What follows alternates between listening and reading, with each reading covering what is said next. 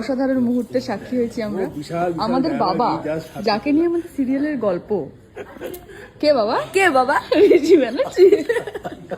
তারা দুজন নাকি পাশাপাশি বসে আছে। ও কোনো মানে আছে?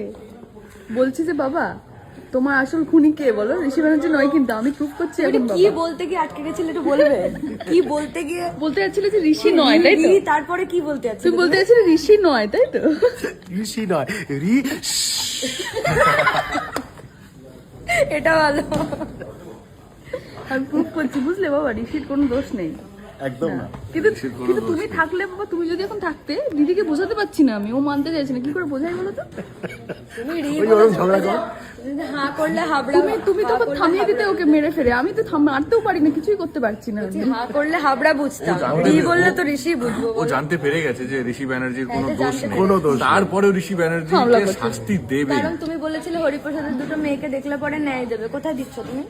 আর তার মেয়ে, কোন মেয়েটা কে সেটা দেখো। আমি যে কিনা ঠকিয়েছি, এটা মানা যায়? তুমি সর্ব থেকে এসে একটু ওকে মেরে ফেরে বুঝিয়ে দিও। কমপ্লিট করে দিতে পারতে। হ্যাঁ, যে ঋষি